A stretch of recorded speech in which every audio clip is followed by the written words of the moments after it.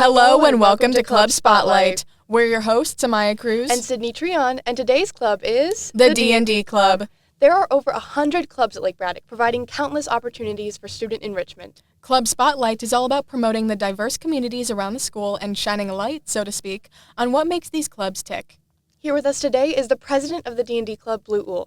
The D&D Club focuses on organizing D&D campaigns and providing a safe and fun environment for all.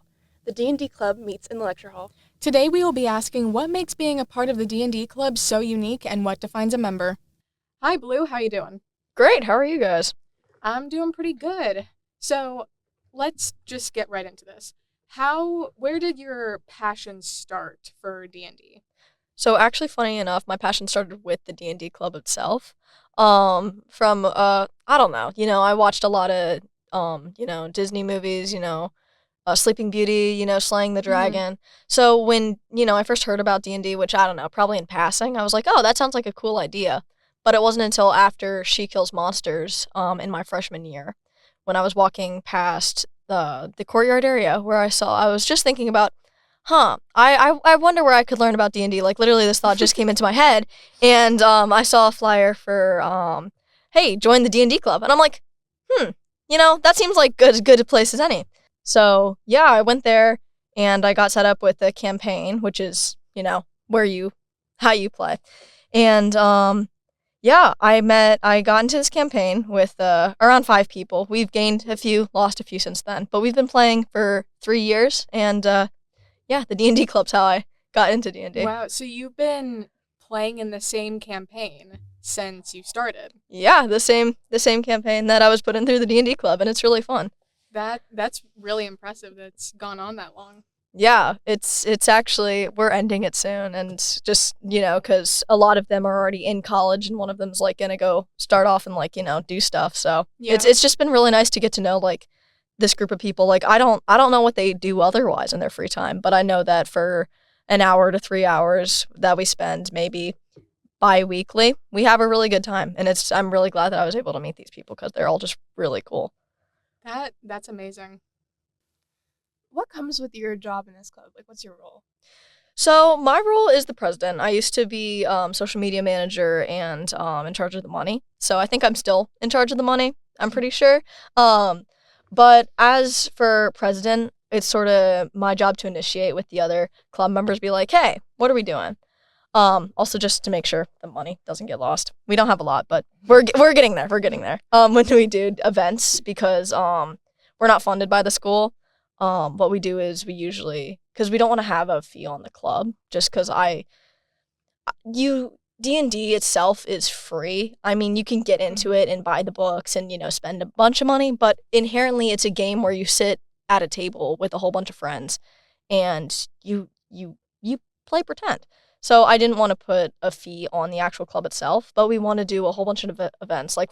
When Win was in charge, we did a cooking thing. And, to pay for all the stuff, it was just $5 to every member. So that's for the money, just like when we do events, just, hey, pay for it. So, we don't have to lose money as our presidents ourselves because we don't have a huge, fund to lean back on. But as for, the actual president aspect, really just making sure that, everyone is having fun in the club. I get reached out to for, hey, this person wants to join a campaign, and I get to go find a campaign for them. Really just making sure that everything works together, checking up on everything. We have specific jobs. There's a DM manager who manages all the DMs, as the name would put it, and really just making sure that everything's working, I would say, and initiating. That's cool. Okay, so how, would you start recruiting new members, or how do you find new people for the club? So, how we find new people, usually just through advertising. Usually the club fair, we usually do a whole bunch of our recruitment during the club fair and during, earlier stages in the school year, just being like, hey, D&D Club's starting back up again. You can join if you want. Also, I guess we do cool events, we're trying to do this forging where you, make your own sword. So when we'll just put, flyers up around and, hey, D&D Club is doing this, but I mean, you can totally come if you want. So what do people do exactly in this club? Why is it important? Yeah. So D&D Club in and of itself, we don't do a whole bunch of things as an actual club. Mainly, we're most active like with the entirety of the club, like that we can guarantee everyone's going to be there is really our interest meeting. Because D&D, you can't really have 100, which is around the number we have, people in a campaign, just because the nature of it would be rather difficult, DMs and all the different players. So what we do is we separate people and we're like, hey, do you want to join? Like a DM will do a pitch, and then players will be able to be like, people will be like, oh yeah, I want to join that campaign.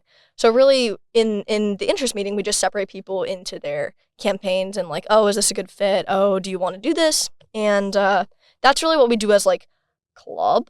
But then really just throughout the year, because, we don't just want to be like, we want to engage and we want to do a little more fun stuff. We'll do the events. Like we want to do forging. We want to do a holiday event where we like make like gingerbread caves. Like that's really cool.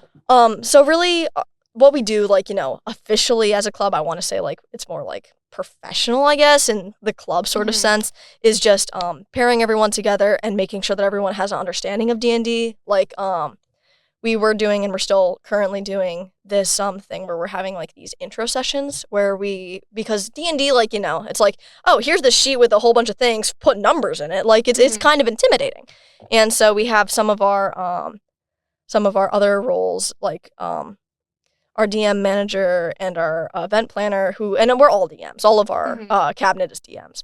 And we're essentially taking, we're having DMs in one group, and we're having players in another, and we're teaching them how to do it.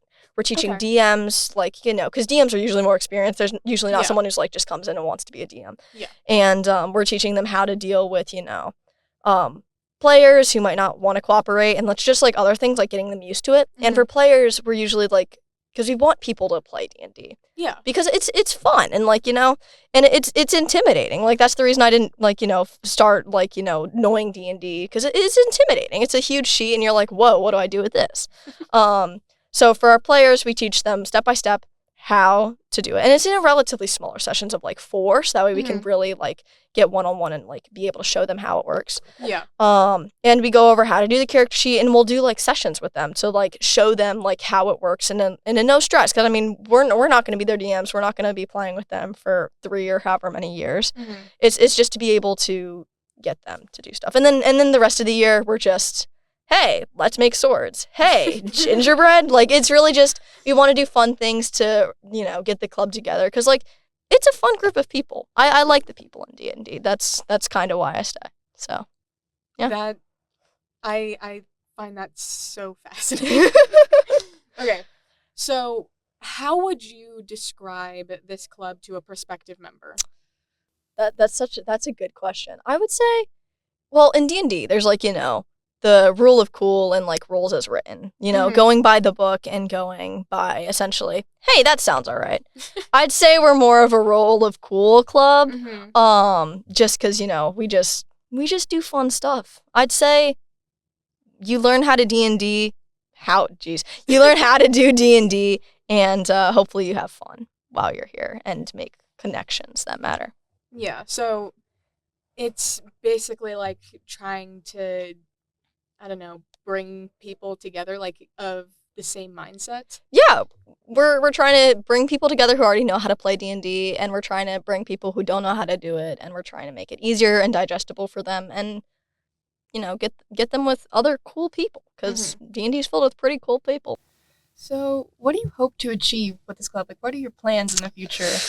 Ooh, plans. Well, other than just, we're trying to, plan events. Like I mentioned briefly, we're trying to do forging things. So we have this guy, Sean, who we're trying to get to do a whole bunch of little, like, sessions, because it's forging, it's like, it's kind of requires a little bit of time and expertise, and, a lot of materials that Sean has. So he usually does sessions in, like, 4 people, and as 100 club members, we're like, huh.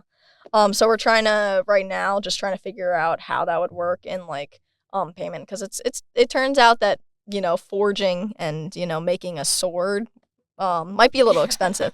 So that's obviously just my short-term plan, and also just the little holiday thing with the gingerbread. But long-term, I know our club members were talking, we wanted to be able to make this sustainable, because, we all trust each other. We all know, like, how the club works and how we want it to work. But we're putting in, like, voting systems, I should say. So, like, towards the end of the year, it gets time, and we're going to be like, hey, should I be president or no? Sort of thing. So I guess really just making sure that the club is able, like, setting an example.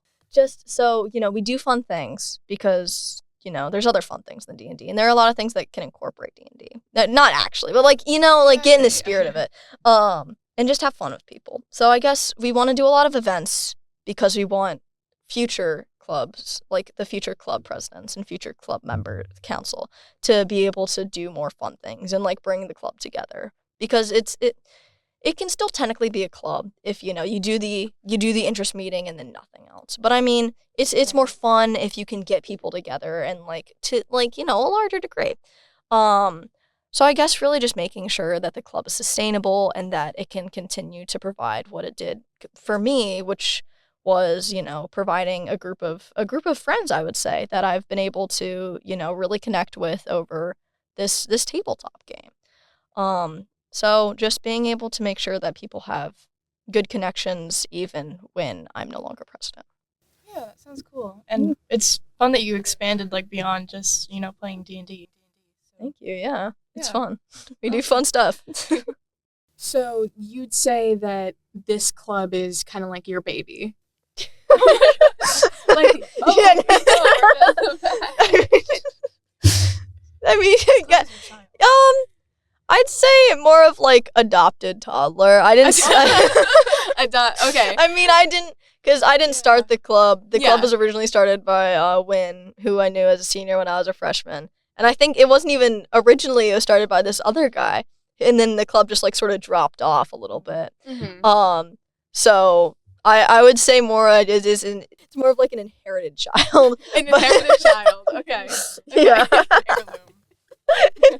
Heirloom. Yeah. But it's something you care about deeply. Oh yes, absolutely. Yeah, definitely. I'm very passionate about this club. All right. Thank you, Blue, for joining us today, and thank you, the audience, for listening in. This has been your hosts, Amaya Cruz and Sydney Treon with Club Spotlight. Tune in next time as we shine a light on the Foreign Film Club.